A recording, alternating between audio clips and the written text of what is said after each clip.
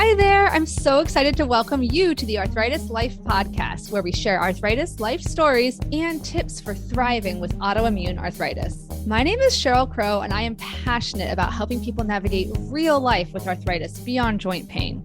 I've been living with rheumatoid arthritis for 20 years, and I'm also a mom, occupational therapist, video creator, support group leader, and I created the Room to Thrive self-management program. I am so excited to help you live a more empowered life with arthritis. We're going to cover everything from kitchen life hacks to navigating the healthcare system to coping with friends who just don't get it. Seriously, no topic is going to be off limits on this podcast. My interviewees and I share our honest stories of how chronic illness affects our lives. This includes discussions about mental health, sex, shame, pregnancy, body image, advocacy, self-acceptance, and so much more.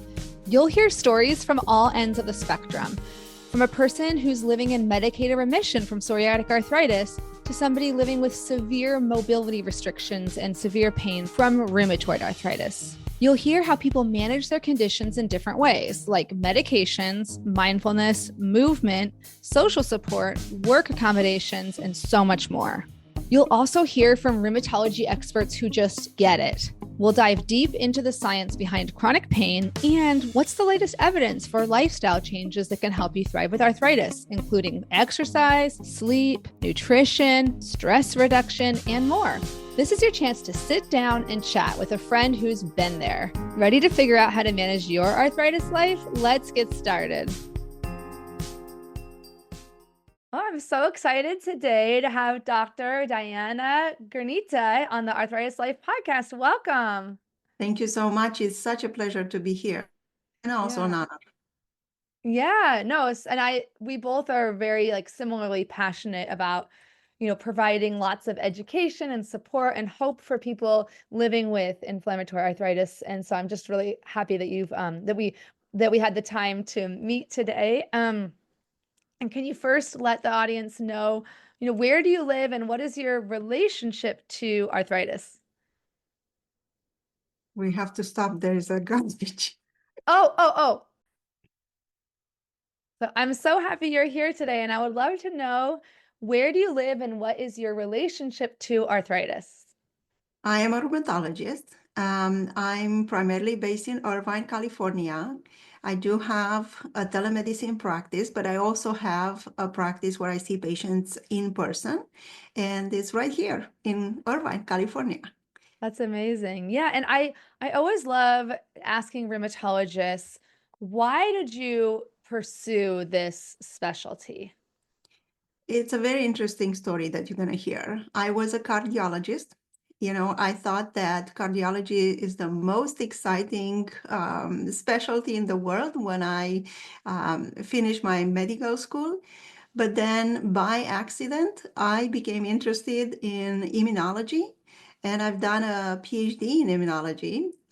First, I worked in transplant immunology, where I was dreaming myself to go to help people getting a heart transplant. But then I understood that immunology is much more than transplants, and I found out about rheumatology. And initially, I thought that immunology doesn't apply too much to rheumatology, but then I saw that it's so much connected with what I knew.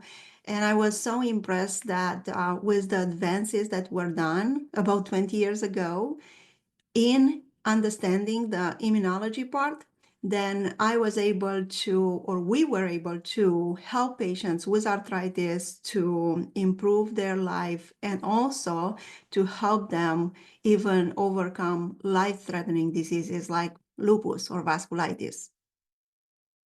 Yeah, that's incredible. So did you have to go back and do like a residency in rheumatology, right? Okay, that's a lot. So Yes, I had to redo all my training here.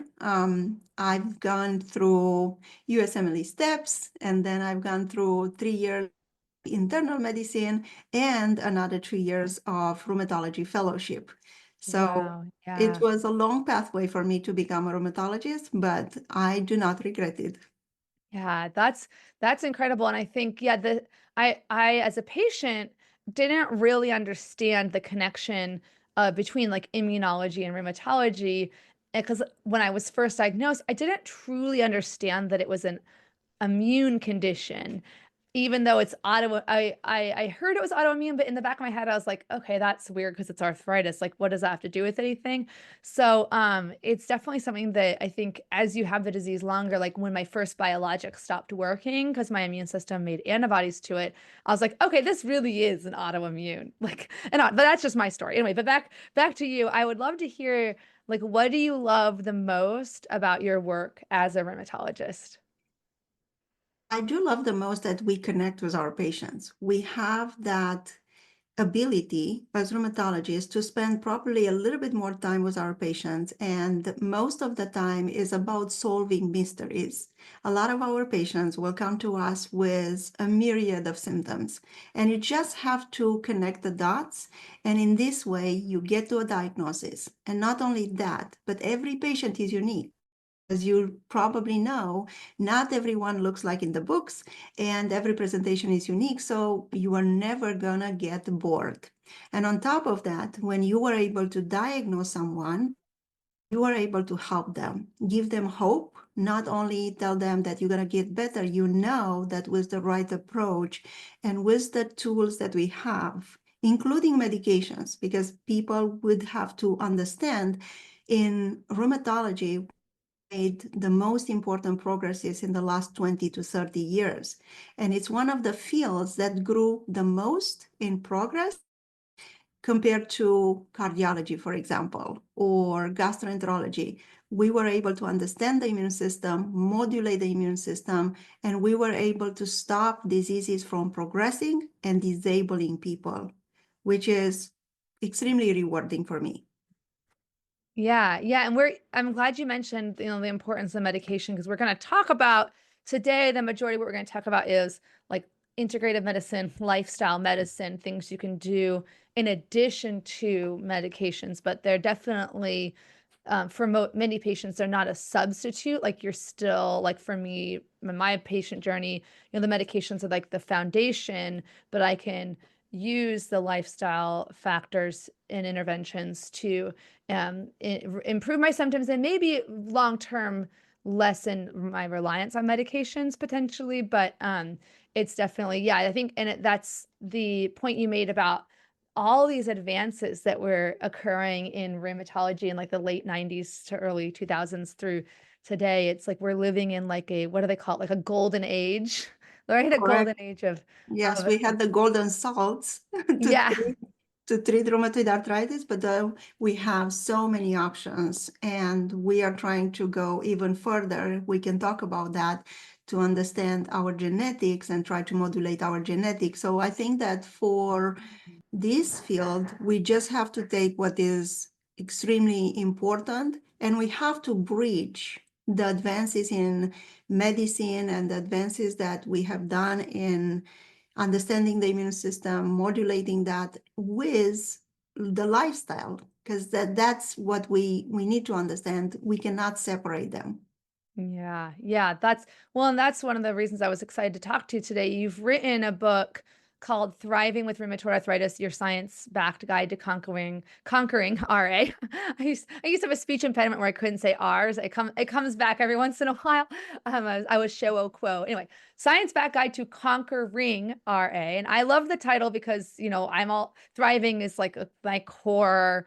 Thriving and enthusiasm, I think, are like core values I have, or the core, like what would you call them, like targets I'm trying to reach in my life, is a state of thriving. And your book outlines a lot of great evidence-based interventions um, for lifestyle, someone's lifestyle, quote unquote, or integrative treatments. But before we go into the actual, like what are some things that work for people, can you help define like what is integrative medicine and what is lifestyle medicine?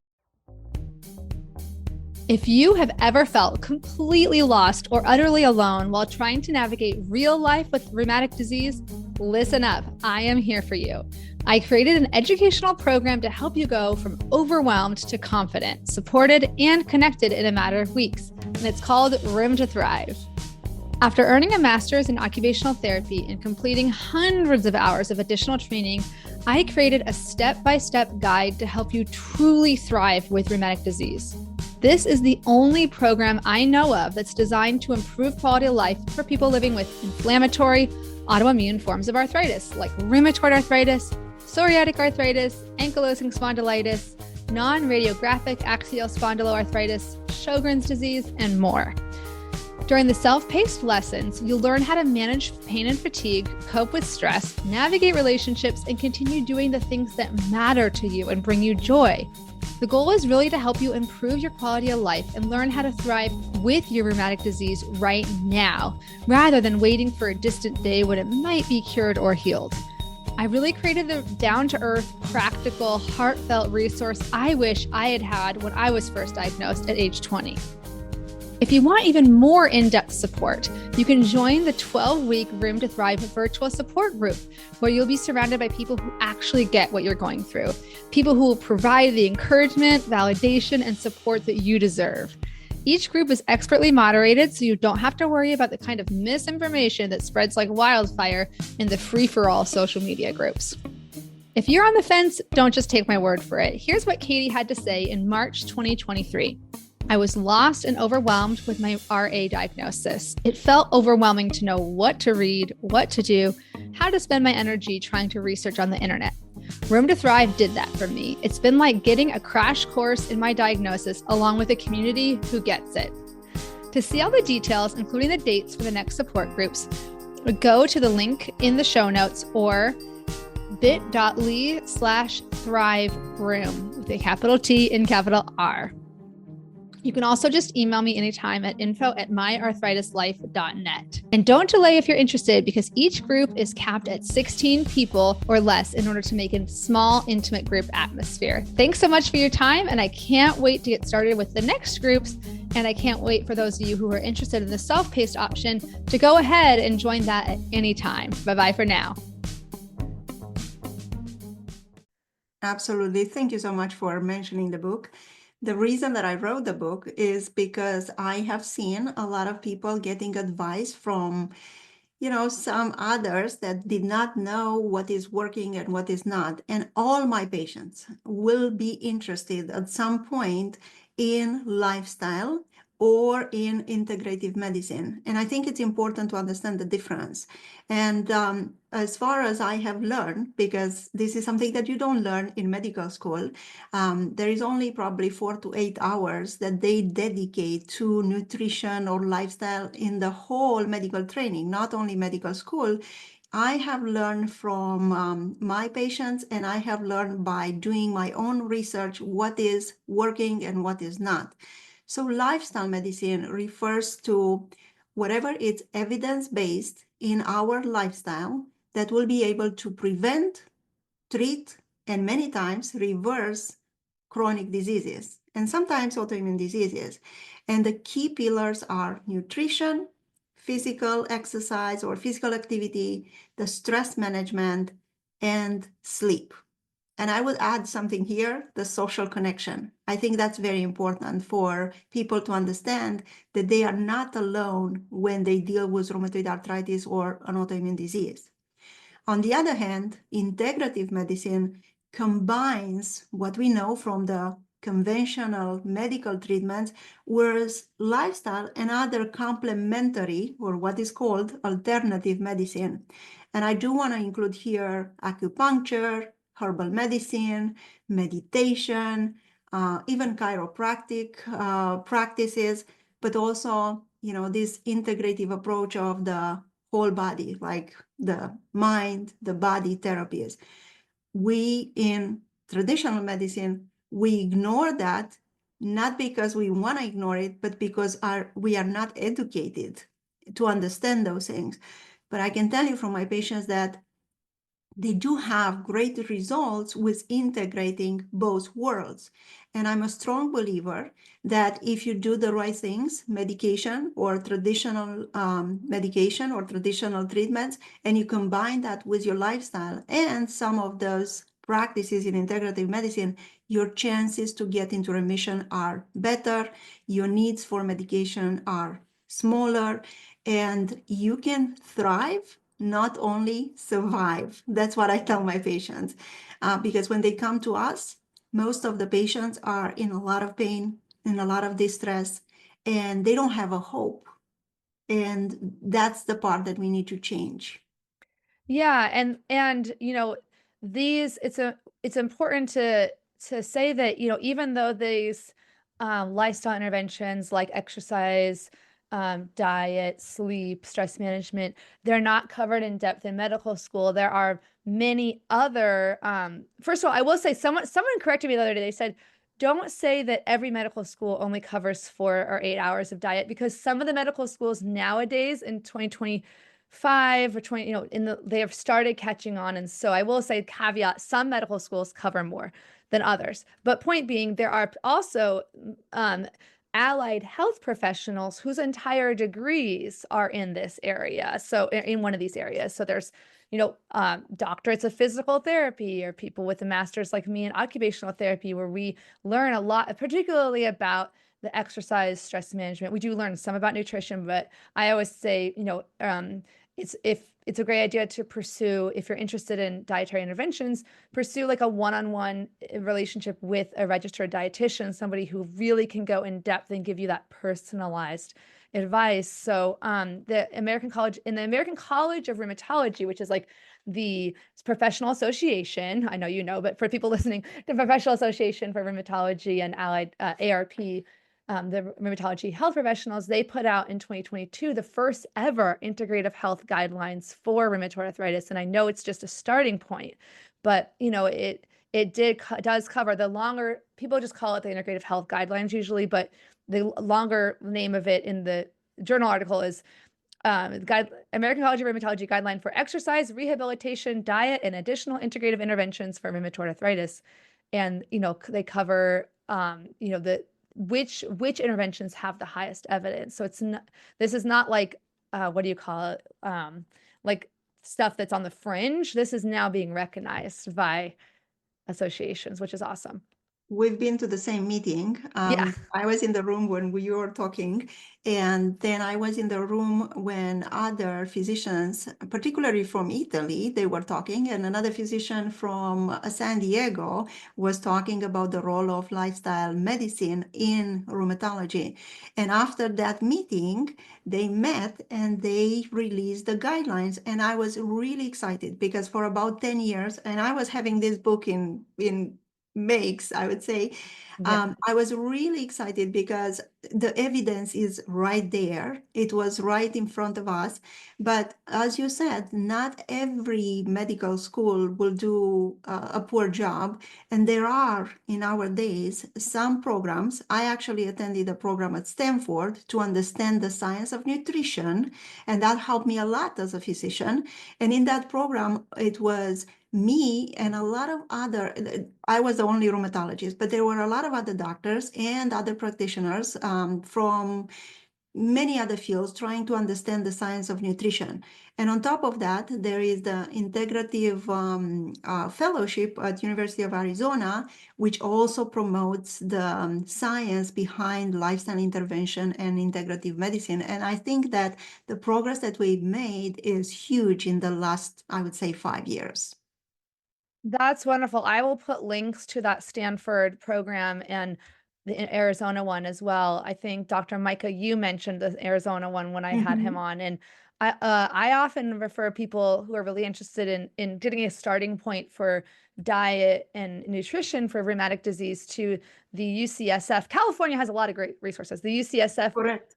Osher Center or Osher Center, I'm not even sure how it's pronounced, but Center for Integrative Health, they have a really nice, like, in-depth guideline about, like, what anti-inflammatory diet in general and Mediterranean diet, why are these recommended? And they even have a section now on lupus as well. So, there are so many great resources and your book, of course, as well.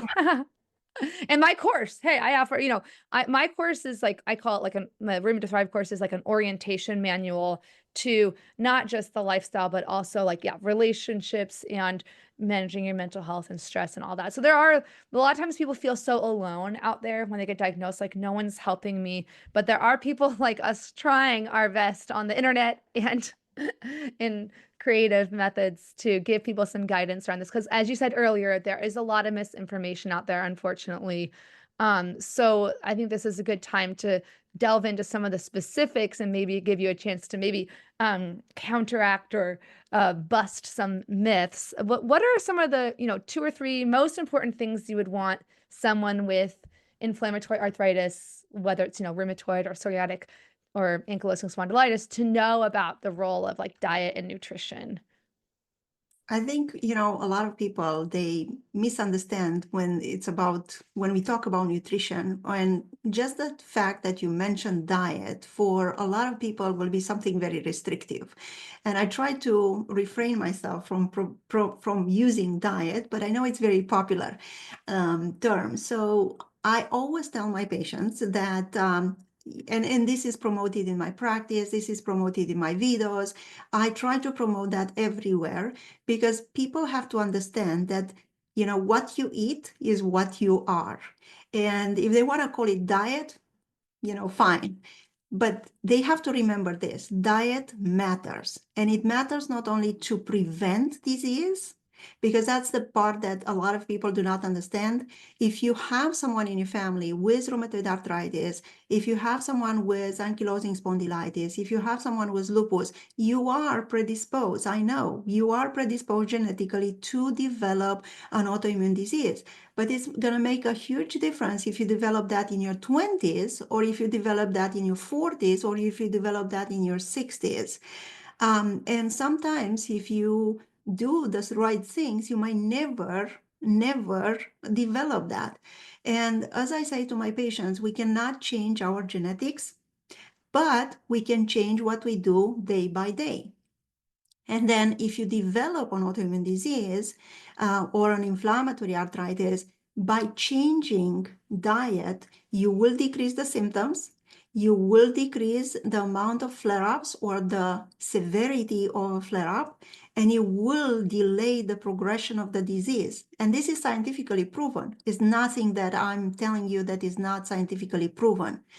And on top of that, it reduces the need for medications or changing medication from medication to medication. When I do see patients that they come to me after they change 4 or 5 drugs, I know something is behind there. It is not about patients being non-compliant, because most patients, when they are in pain, they take their medication. But there is something else in their lifestyle that will cause more flare-ups, that will cause this increased need for medication. So I start my conversations not only about what they have done, but also what do they do day by day. And I ask them about the diet, the exercise, the amount of sleep, or I ask them about the stress that they encounter in their life. Yeah, and I think it is important to just give the caveat that there are people who have, I know people who've come into my support groups and said, gosh, I was vegan and had and I exercised, I did everything right and I still got this. Like if you have that family history, sometimes the environmental trigger that triggers your disease is something totally out of your control, like a virus, right? And Absolutely, absolutely. so it's not to say that if you have a family history of, and I know you weren't saying this, but just in case people are like jumping to like a bigger conclusion of what you were saying, is like, it's not, you're basically trying to stack the odds in your favor, but Correct. there's not going to be a guarantee. Unfortunately, there's no guarantees of anything in health, right? You just are trying to give yourself a better, chance. And I think like, just like, some people take a medicine and respond really great to it, others don't. That's at least been in my experience the same thing with the nutrition interventions. Has it been your experience too? But sometimes the first maybe nutrition intervention you try isn't the one that works for your body. You might have to try a couple things. Okay. Yeah. Absolutely. So what I say to patients is that there is not a recipe or a diet that works for them. We just have to see what are the things that will cause them flare-ups or will cause them to feel bad compared to others that might not have the same problem. So I think that when we talk about diet or nutrition, we have to look at what are your cultural preferences, the things that you grew up with, the things that you change in time. And like you said, what I'm trying to do is put everything in your favor to help you and not to blame you. I don't want patients to feel, not to put a label on them, because, I have had patients that will come to my office and will say, I'm a lupus patient or I'm a rheumatoid arthritis patient. No, you're not. You are a person with a disease that is manageable. And all we have to do is to use our knowledge to have the best outcome that we can. And yes, there are not the perfect drugs, as there is not the perfect recipe that will work for you. And everything has to be based on the patient, not on on a guideline, as I Yeah. would say. Yeah, I know, Christina Montoya, she's a registered dietitian I love, and she also we call ourselves RA twins because we've had rheumatoid arthritis the same amount of time, and I I really know like, Christina. yeah, she's wonderful, right? And she has talked a lot. She's from Colombia, so she's talked about the cultural aspect, which I thought was so missed often. Mhm. But she also has talked about how like certain examples she used I thought was really helpful was like dairy, for example. For some patients or people, dairy is a wonderful source of protein and calcium, and there's no additional inflammation for them. For other people, they have a sensitivity to dairy and they notice, gosh, when I eat dairy, my joints flare up, I feel headachy, I feel bloated, I feel fatigued. So it's not a one size fits all, right? It's like you used the word detective earlier, like that's like rheumatologists are detectives, which I love. And as the patient, I have no problem calling myself a patient. It's just everyone's different. But Yeah. as a person with lived experience of rheumatoid arthritis, whatever you want to call me, I have, it's really been in my benefit to look at my lifestyle factors as like an experiment and to say in every outcome, whether it worked or didn't, I try to look at it as information that's helpful versus like, oh, I failed. Like, 'cause so many patients, like you said, they feel like if they try the anti-inflammatory diet or there's so many different, I hate the word diet too, or I don't tend to I use the word diet as terms of like just like a synonym for like food or nutrition. Correct. People will Correct. try a really restrictive diet and they're like, oh, well, I failed at it. It's the same. You didn't fail. It's just you learned that diet doesn't work for you. Like I can't eat I have gastroparesis on top of RA, which means for me, eating a lot of highly fibrous foods is the worst thing possible for my stomach. So, eating raw vegetables, soy, legumes like beans, those are all really bad for my body. I feel really bad when I eat those. But someone else, those are like the most healthy foods ever for them. So it's like, anyway, nutrition And is that's like a what I very talk in layered. my book. Yeah. I'm Yeah. sorry to interrupt you. No, That's no, no, what I go ahead. talk in my book. I don't say that you have to do this, because Mhm. there is not something like that for patients with rheumatoid arthritis and patients or people in general. Let's talk about people, because in the Yeah. end, we are all people. We can become patients, all of us, but we are Mhm. all people. And like you said, there are patients of mine or people that I meet that will have a great sensitivity to lactose. They are lactose intolerant. Actually, 60% of this planet is lactose intolerant. But there are others that could actually benefit from eating yogurt or eating kefir or eating certain things that are not bad for them. So, and it matters the quality of the food, because there is cheese and cheese, okay? Meat That's and so meat. true. So true. When you look at the ultra processed cheese, that's very different from feta cheese or the cheese that you do in your house.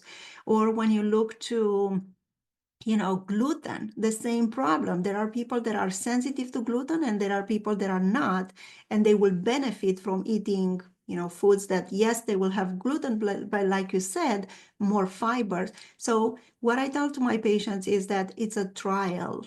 you do a trial. And like you said, you learn from that trial if something is good or bad. And don't think that whatever your neighbor or whatever you see on the TV or whatever it's advertised is going to work for you, because the chances are it might not.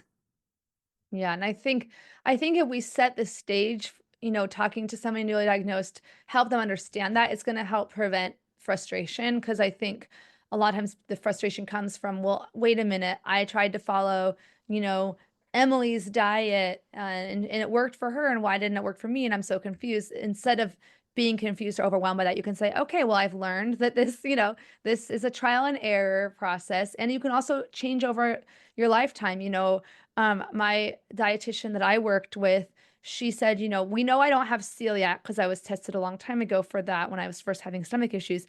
She's like, but I've been avoiding gluten because it historically has really caused my GI motility to slow down. Doesn't really have an effect on my arthritis that I can feel symptom wise. But she was like, if you're interested, like you can always try slowly reintroducing gluten because just because it was bad, it didn't work well for your motility 20 years ago when you went gluten-free or 15 years ago, doesn't mean that it will be that way now. And it honestly blew my mind because I thought to myself, oh, well, this is just my body. This is how it is. But she was like, no, it can change. So I've started slowly experimenting with reintroducing gluten and it's been okay in small amounts. So I'm glad yeah. you mentioned that, because that's what I tell my patients. They come with these ideas. I cannot eat this, I cannot eat that. And if you introduce things slowly, you might have a chance to enjoy that. And just by restricting people to not to eat so many things, they will be very stressed, and the stress doesn't Yes. help the arthritis. No, no, 100%. And I'm very much against a restrictive diet in general. And so I think there's so many voices out there that are saying, oh, you should only eat this or you shouldn't eat all those bad foods. Actually, I even get these comments. I did a video where I was showing how to use this opening aid, like as an occupational therapist, like, oh, here's a little aid I used to help open the container of orange juice. And then the comment someone left was, you shouldn't be drinking orange juice if you have rheumatoid arthritis. That's too much sugar. And I was like, oh my gosh, like, first of all, like every single thing I put in my mouth, for me, it's going to be too stressful for me if I think about 100% of my food always being like the perfect food. Even my own therapist has said, like, I really don't ever want you to go down that path because I have a history of anxiety and that could lead you down like disordered eating path of only wanting to be so perfect all the time with your food. So I'm much more like moderation, like all things, yes, try to overall eat an anti-inflammatory eating pattern, but yeah, I eat, donuts, I eat cookies, sometimes I eat things that bring me joy, and that's part I of having love a that. full life. I Yeah. love that, because that's what I tell my patients. You are not perfect. We are not perfect. And I tell them, I'm not perfect. I'm trying my best on doing a Mm, pattern. I'm trying my best to follow a Mediterranean diet, but I'm not going to restrict myself from drinking even a glass of juice from time to time, or yeah, yeah, eating a cookie from time to time, because what is the pleasure of living? I mean, we right. do have a couple of things that we enjoy doing in our life, and eating is one of them. Yeah, yeah, yeah. Allow yourself to feel the joy of food, even if you're endeavoring overall to, support your health and have a healthy eating pattern. Maybe I think Emily, we were just talking about her before we started recording, Emily Johnson, who goes by Arthritis Foodie. She recommended or mentioned that what works for her is like an 80-20, where you're like 80% of what I eat is, along the lines of food I know that is supportive of my health. And then the other 20% or 10 or 15%, whatever it is that day, she lets herself indulge. And that's like a healthy, balance. So I appreciate your perspective on that. And the next topic I want to talk about is, and that you cover in your book as well, is the importance of movement or exercise. I know some people also get overwhelmed by the thought of exercise when you have inflammatory arthritis. What are the top things that you want patients to know about exercise and movement? I know I'm going to get a lot of heat, because when people are in pain, they don't want to exercise. And they will actually tell me, have you ever exercised when you are in pain? And I know, because it's not easy. But I actually took a quote from your world. I say, motion is lotion.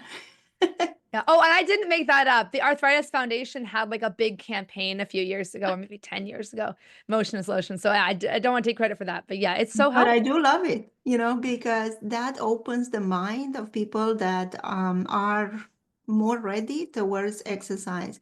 And, you know, exercise, you can probably talk about this so much better than I can do.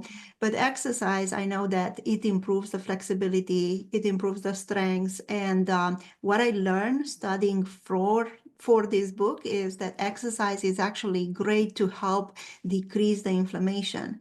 I learned that in people with rheumatoid arthritis, ankylosing spondylitis, or psoriatic arthritis, because of inflammation, their joints are full of these proteins, and that fluid is so thick, and those proteins will act there and will destroy the cartilage. But when you move, you produce more fluid, and that will expand, you know, that cavity with more fluid, and those proteins that are inflammatory and they are supposed to damage the joints, they don't have the contact all the time with the joints. So this is the explanation of why exercise will induce more fluid, and you have, you have less inflammation.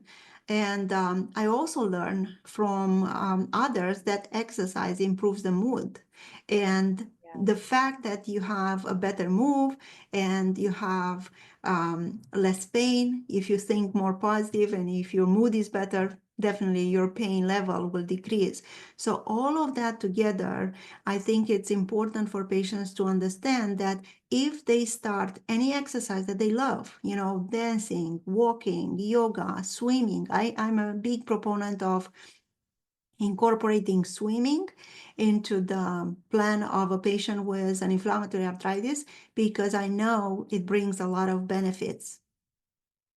100%. And the only thing I would add is that not only does exercise like reliably improve pain levels, stiffness, less stiffness, less pain, better mood, it also is associated with less fatigue and better cognition. So, Absolutely. which how few things do we have to directly influence brain fog, quote unquote, or cognitive dysfunction in rheumatoid arthritis and other forms of inflammatory arthritis? There's very few like interventions that really can directly improve. And I don't know the like at the cellular level what is exactly happening uh to make it have that positive, make exercise have that positive effect on cognition, other than it's possible that it's the same thing you're talking about with the less inflammation, getting up to the brain, as well as less inflammation in the joints. And it feels almost like the one I remember in my OT program. I don't know if you can verify this because of your cardiology background as well, but that because I might butcher this, but I remember because I'm a very visual learner. So they're talking about how when you exercise, you literally, your brain or your blood vessels grow more, was it more vessels, right? You get more Yes, blood you flow. get more blood flow. Correct. You get more blood flow.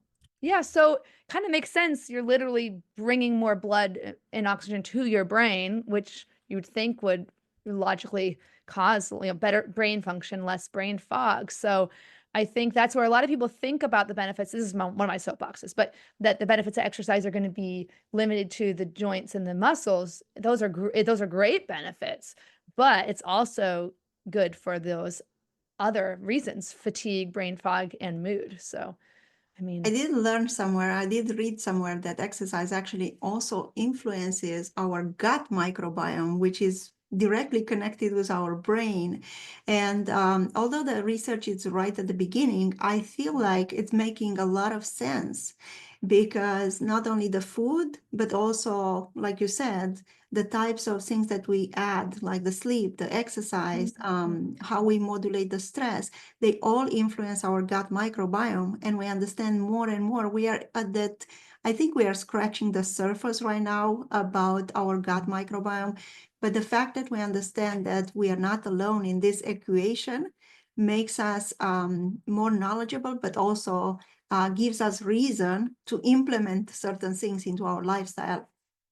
Yeah, that's really, really fascinating. I do know, I remember really early on, like in the early 2000s, before I even had my RA diagnosis, I had gastroparesis diagnosis. And I remember I was struggling with constipation, and I was reading what are these recommendations for constipation, and like what are some natural things I can do along with other things like, whatever, Miralax or whatever. And I remember just seeing it was so simple, it struck me that it was just a long walk is like a natural method for helping with constipation. I'm like, could it be that simple?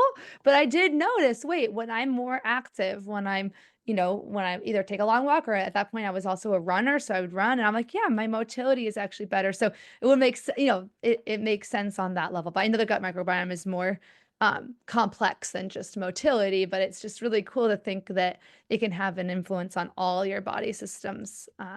Yeah, not just again, not to knock the importance of having adequate musculature around your joints. I mean, it just makes it's going to reduce your pain because it's going to support your joints through the movement and have less load on your joints.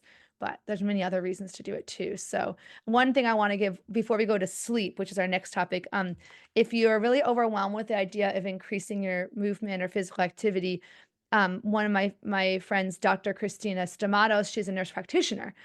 She talks about exercise snacks, like instead of a giant 3-course meal of exercise where you like run and lift weights for an hour, just little bursts throughout your day can be more achievable than a giant. Does that make sense? Yeah. Yeah, I have a friend who's also a physical therapist, and she actually taught me about how to encourage patients to approach exercise. Because, like you said, it could be something giant, looks like you have to conquer the Everest. Yeah. It's not like that, Those people that got and conquered the Everest, they were not conquer it in one shot. They did it in Right. steps. So that's what Mm-hmm. I would encourage my patients to do.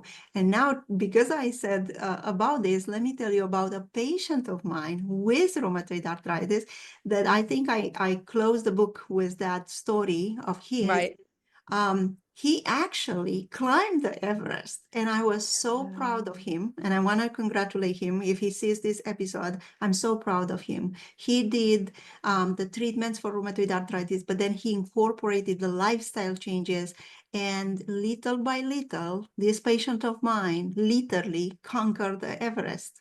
That's amazing. I think he sent me an email, and I emailed him back. He's like, "Do you want me to share my story on your podcast?" And I was like, Oh, "Yes." that will be amazing. I So would love to make the connection for you to meet. yeah, yeah. I think I just need to. I think I emailed him back, but maybe I'll follow up. I mean, we all are really busy, but that's an incredible story, and That's true. um, yeah, And it's true. It's a yeah. true story.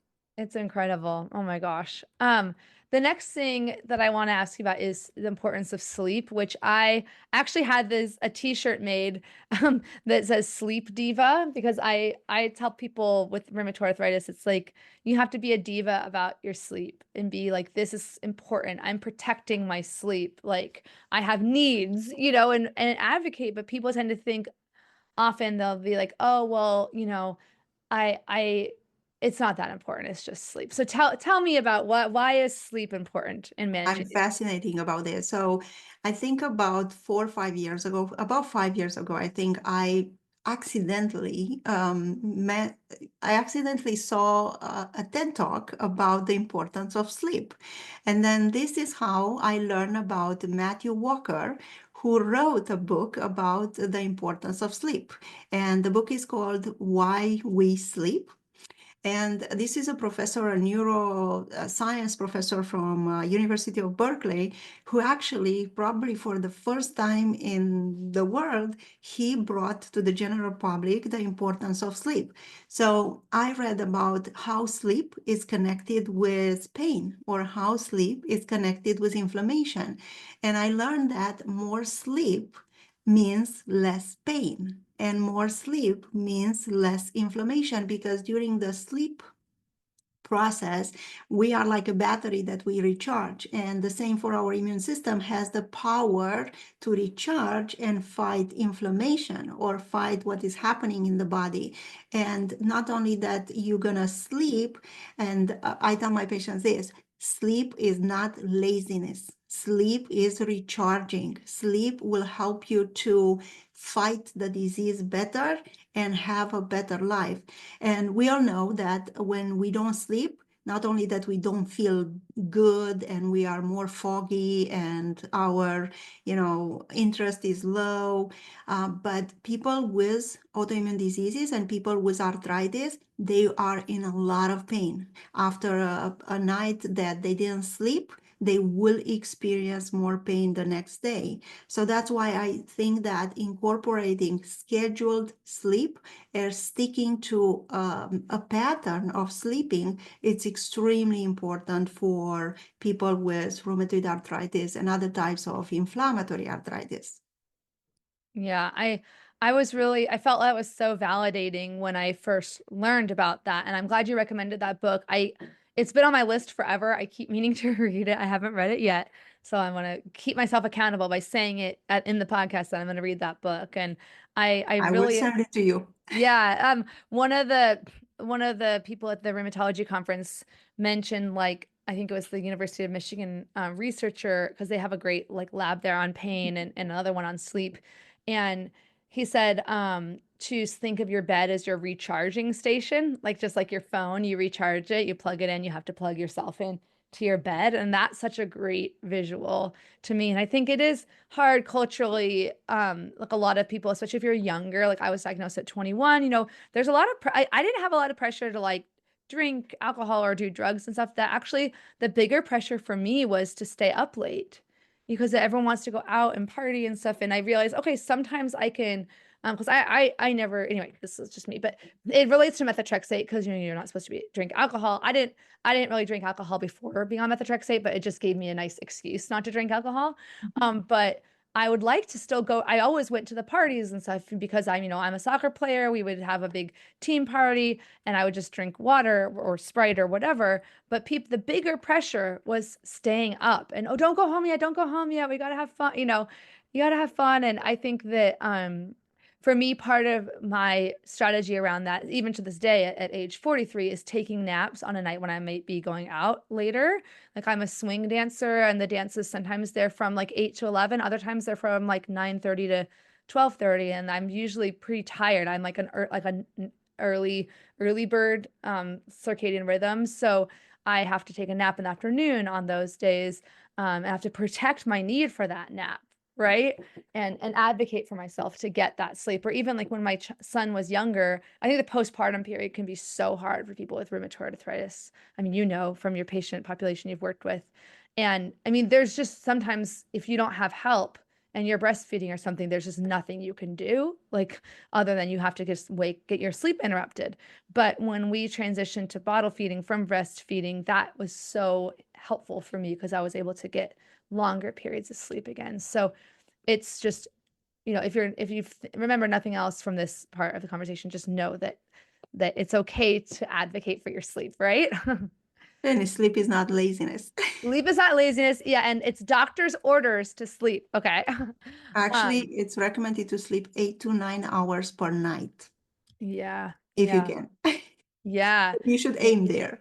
So that totally. And I love that earlier on you mentioned, that sleep and exercise both have a good impact on your stress levels and your mental health. And I know a lot of people, I'll just say, first of all, if you're like me, and initially I was told, oh, you're not sick, you're just anxious. Like before I knew I had RA, it can be really hard to hear that your stress management matters. I used to be really stubborn about this and say, when people say that I need to manage my stress, it felt to me like they were saying it's all in my head or it's my fault. And so if you are like me and you're like defensive like that or stubborn like that, it's totally normal. And it's okay. But what I now know from researching and reading, your book and many others and experiencing it myself is that it doesn't mean that you caused your disease or anything by having stress, but managing your stress and finding minutes of mindfulness and peace and self compassion can really go a long way. So sorry, that's my spiel on it. What would you want patients to know about that? No, I love that you share your spiel on it because it's so important to see it from someone that has experienced the disease. I mean, we as physicians, we learn about many things in medical school, but we learn even more by working with patients. And that's the part that I enjoy the most when I interact with a patient. And this is something that I have to share with you. When I interact with the patients, I feel like I learned the most. And me learning about mindfulness was from a patient. 10 years ago, I met this amazing math teacher who told me that he was doing mindfulness, which not only helped his rheumatoid arthritis, but it helped his marriage. He was ready to divorce. He had a child that was struggling with Down syndrome, and he learned by doing mindfulness to manage his disease and also save the marriage and take care of the child. And, I sat there and I listened to this patient, and because I'm a researcher by by structure, I went to my computer, and this is literally what I did. And I looked it up, mindfulness, and how could that influence autoimmune diseases. I had no knowledge about what mindfulness is. I only knew that mindfulness is something about meditation. I was thinking maybe something like sitting there floating above the ground level. That was my understanding about mindfulness. And I started to read about that and how mindfulness can influence chronic pain. And that's how I discovered John Kabat-Zinn, which is this amazing doctor. He's a PhD who started the first mindfulness stress-based reduction program in the United States in the 1970s. And I started to read about his program, and I started to read one of his books, and I was so fascinating. How could mind influence our body and our perception about pain? And 10 years later, I went to took his course at the University of Massachusetts because I was so intrigued about how could the mind be so powerful to influence how we react to pain.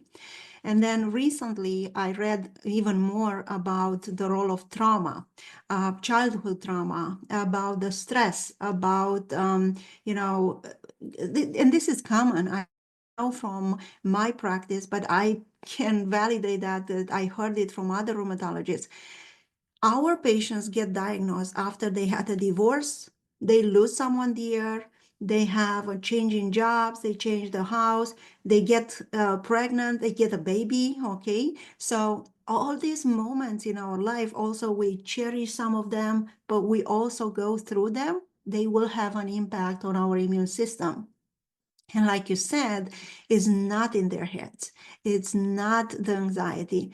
The fact that you are in pain, you will get more anxious. The fact that you are in pain and you develop an autoimmune disease will get you depressed. So all these things can be connected, but the fact that stress is inducing autoimmune diseases, I don't think there is a question at this point. Yeah, yeah. And so, in terms of a stressful event may be that, if we start with the theory of like there's an environmental or there's a genetic predisposition and then an environmental trigger that actually triggers your condition, that environmental trigger could be like a virus, or it could be a traumatic event, or it can be maybe some sort of, maybe a lifestyle variable, like smoking, I think is one.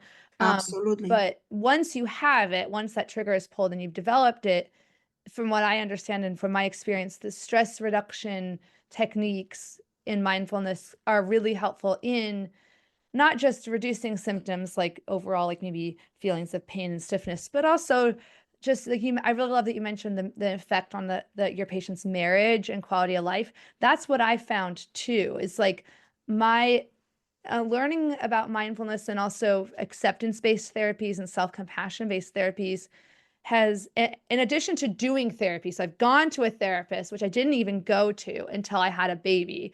And there's so much awareness about postpartum depression and postpartum anxiety that I was like, okay, it's okay for me to go to therapy now because I have postpartum issues. So I went to her when my son was almost 1 year old.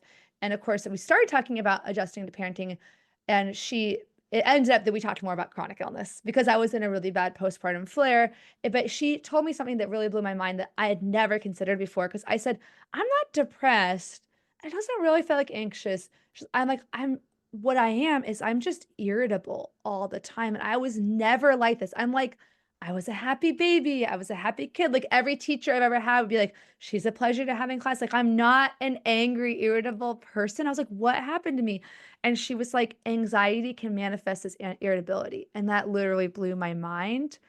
And I was like, really? But once I labeled it and understood that it was anxiety that I was experiencing, and I was anxious about so many things, right? Is my flare going to get better? Is my child gonna, what should I do for the, just all the minutia of parenting is so overwhelming to me, that I was able to then step back and be like, okay, this is what's happening. And then I can accept it. And that's a whole other process of leading me through the acceptance-based therapies in addition to mindfulness and self-compassion. For me, that was like the secret sauce that like opened me up to feeling more. It wasn't just that I felt more at peace with having rheumatoid arthritis and coping with the uncertainties and ups and downs.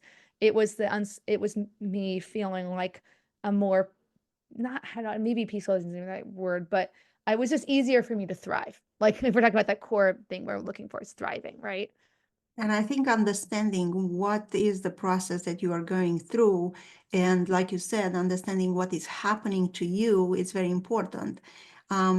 We all have stress in our life. I don't think there is anyone on this planet without stress. But the problem is that we don't know, and we are not taught in school, or, sometimes not even in our family, how to manage the stress and what are the techniques that we can use to manage stress. And as I told you, I was so intrigued by my patient. How could something like this help you? And that's how I learned about gratitude journaling. I learned about stop complaining. Don't think that I don't complain. I do complain, but don't complain about everything.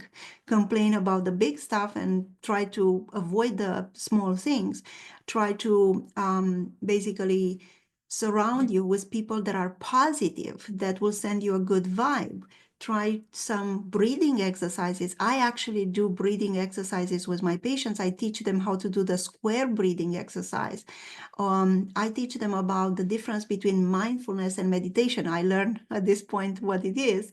I also tell them about music therapy, like you said. I tell them about the power of meeting friends, being with their friends, because just enjoying those moments or enjoying the time for yourself or putting a pause in what you do or prioritizing things will help manage stress better.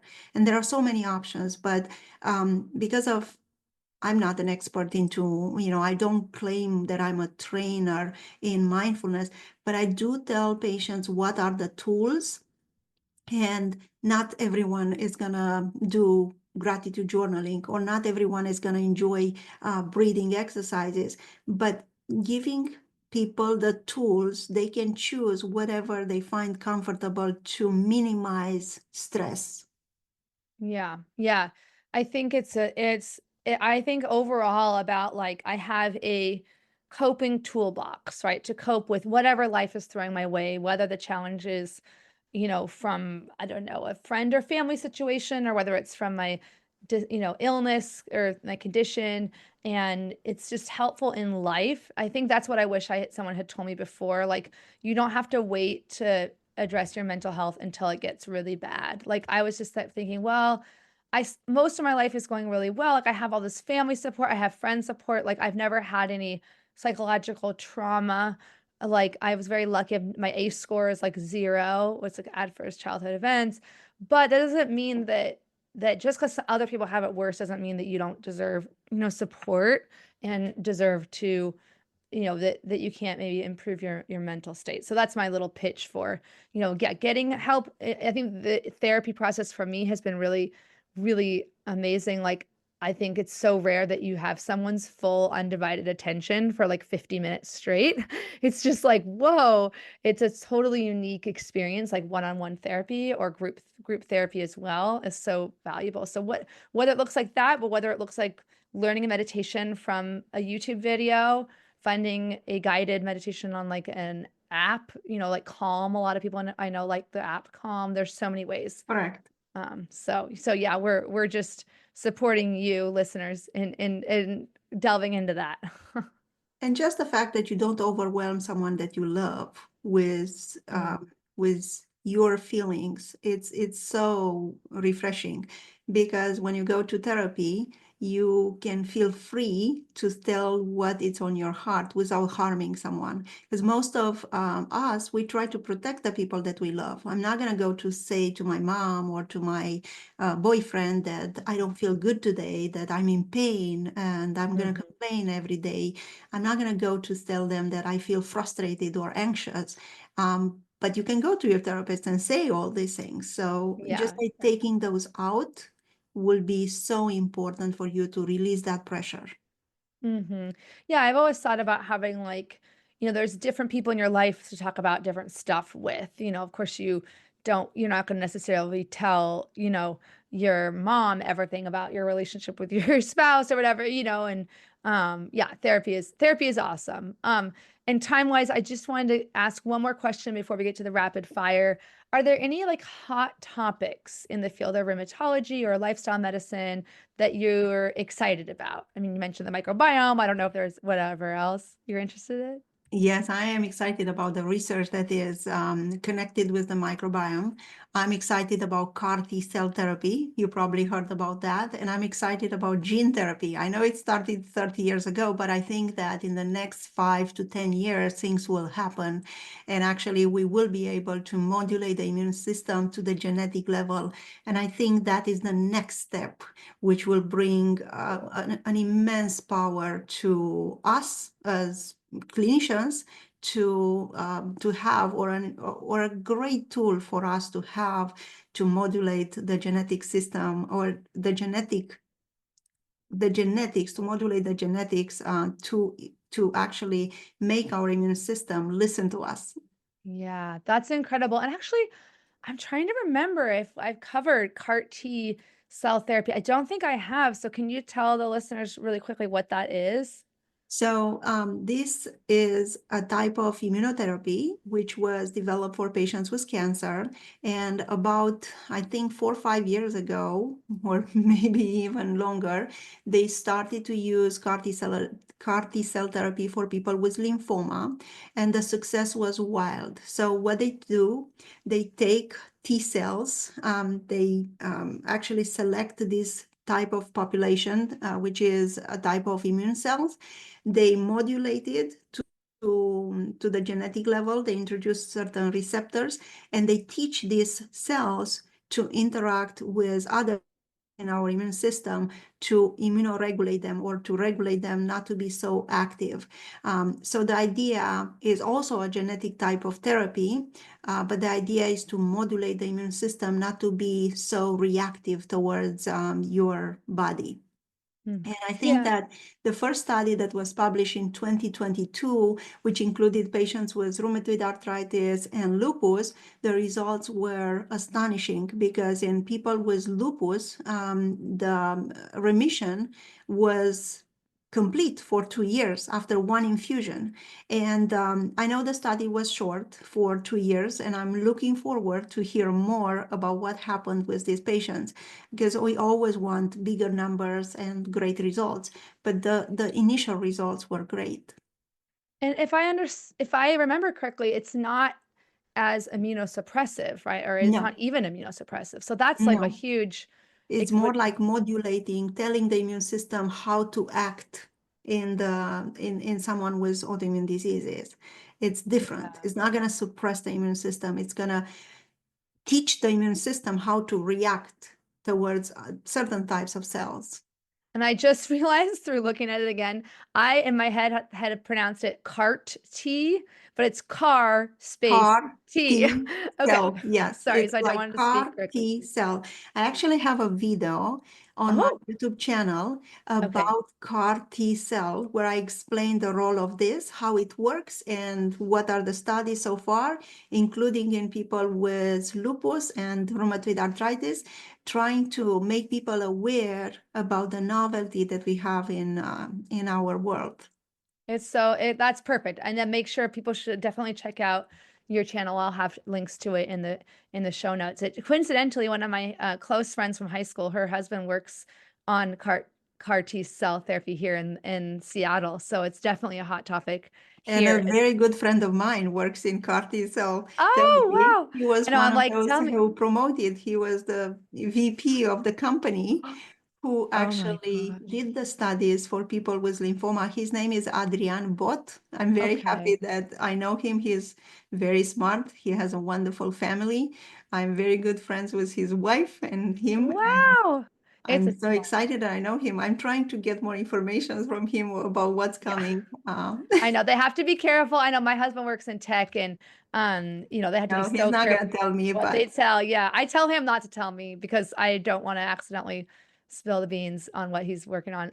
But I anyway, know they are working on something new, but I don't know exactly what they are working on. yeah. But I was so excited to hear that CAR T cell therapy is an option for our patients as well. Yeah. Oh, and this is me literally multitasking as you were saying that. I was looking up where Irvine is on the map because I was trying to remember how close it is to Disneyland. Sorry. It's right And I here in the corner. and I know that our occupational therapy annual conference is actually going to be in Anaheim in 2026. So I've got to come um visit you when I go there. We will see each other at the ACR. I think At the that ACR too. Yeah, I wish why is that never in Anaheim? I've never I don't know why not. Maybe it's too small of a you conference. should come. Yeah, yeah. So back to the rapid fire questions. Best words of wisdom for newly diagnosed patients. What would you say? So my advice is do not lose hope. Do not let others' bad experience influence your decisions. And I think finding a rheumatologist who will resonate with what you are looking for, not what they want, is the best thing that you can do for your health approach. I love that. And do you have a favorite like inspirational saying or quote? I have it, and I tell it all the time.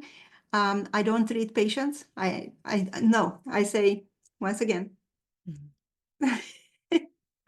I don't treat diseases. I treat patients That or makes people. yes, yes, yes. For some reason, my brain knew what you were going for. Yes, I actually have it in my on my website. It's Yeah. very clear. I don't treat diseases. I treat people. Yeah, that's beautiful. And that's what people I want to be treated like a whole person, not just as like a collection of cells, you know? Um, and now this is you don't have arthritis, but do you have a favorite arthritis gadget or tool in the toolbox nevertheless? I love telling my patients about paraffin wax therapy. Yes.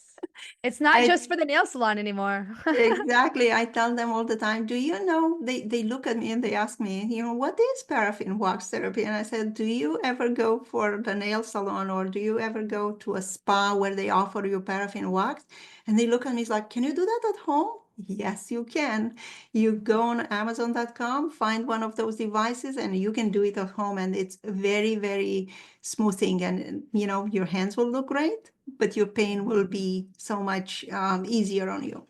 Yeah, I love that. Yeah, I didn't know that so few people knew about that till I made a video about it on TikTok in like 2020 and so many people responded, "Oh my gosh, I didn't know they could help with pain." So I love that you said that. This is just me being loving like pop culture and talking about movies and books and stuff. Do you have a favorite book or movie or show you've watched recently? As a favorite book, I love Gone with the Wind. Oh, classic. Yeah. Yes, I read that while I was in high school. And I think that after reading many other books, I still go back to that. And I love the movie as well. But I also love the movie Downton Abbey. I look at that and I can watch it again and again. I can binge on that. Oh my gosh.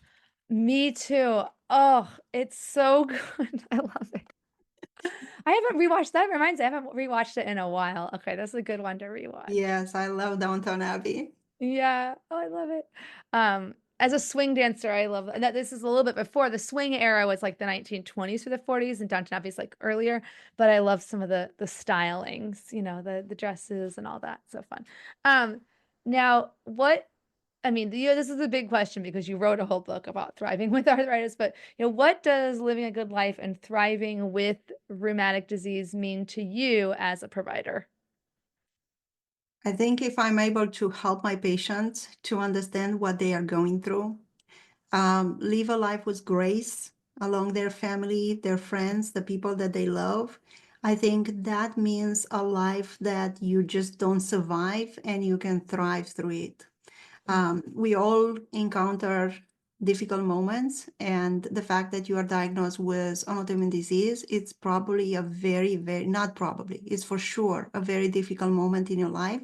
Mhm. But you also have to appreciate the things that you have, even the access that you have to get the right treatment, to get the right diagnosis in the beginning, because you don't know, but outside of the United States, there are many people with inflammatory conditions or autoimmune diseases that are never diagnosed because they are not having access to the right specialist. And even if they have the access, they don't have access to the treatments. And that's really important to appreciate, to know that you do have things that others do not have in other parts of the world.